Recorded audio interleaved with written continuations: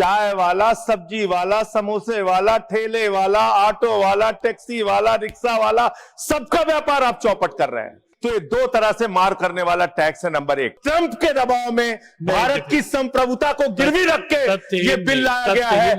27,000 करोड़ रुपए तो आपने सिर्फ मिनिमम बैलेंस चार्जेस के नाम पे 2 साल में देश के करोड़ों उपभोक्ताओं से ले लिया। माननीय सदस्य श्री संजय सिंह जी, 2 मिनट्स। धन्यवाद मान्यवर, आपने इस महत्वपूर्ण बिल पे मुझे अपनी बात कहने का मौका दिया। मान्यवर, मैं इस बिल के विरोध में अपनी बात कहने के लिए खड़ा हुआ हूं और इस बिल का विरोध इसलिए कर रहा हूं कि आप इस बिल को अगर एक लाइन में कहना चाहें तो लौट के बुद्धू घर को आए वाला बिल है ये। मान्यवर, पहले आपने कहा डिजिटल इंडिया होना चाहिए, सारा व्यापार डिजिटली करिए, छोटे छोटे पेमेंट आप डिजिटली करिए।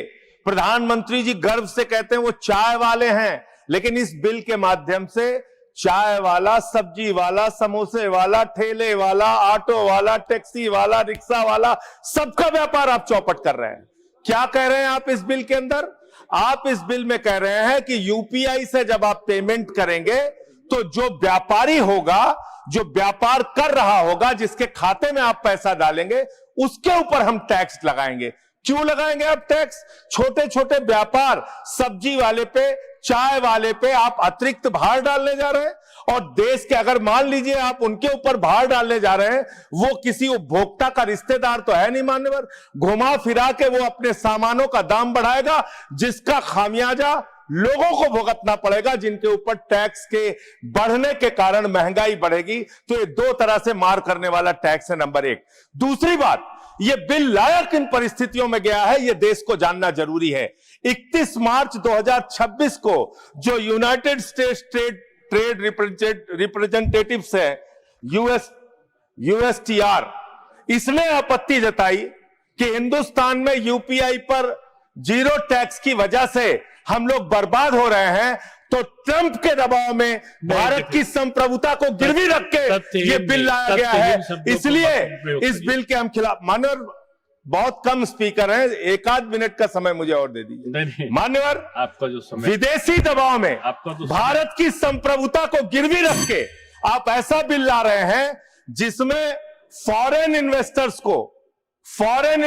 को तो आप टैक्स में 100% एग्जम्पशन दे रहे हैं, लेकिन जो हिंदुस्तान में छोटे छोटे व्यापार करने वाले लोग हैं, उनके ऊपर आप टैक्स लगाने जा रहे हैं।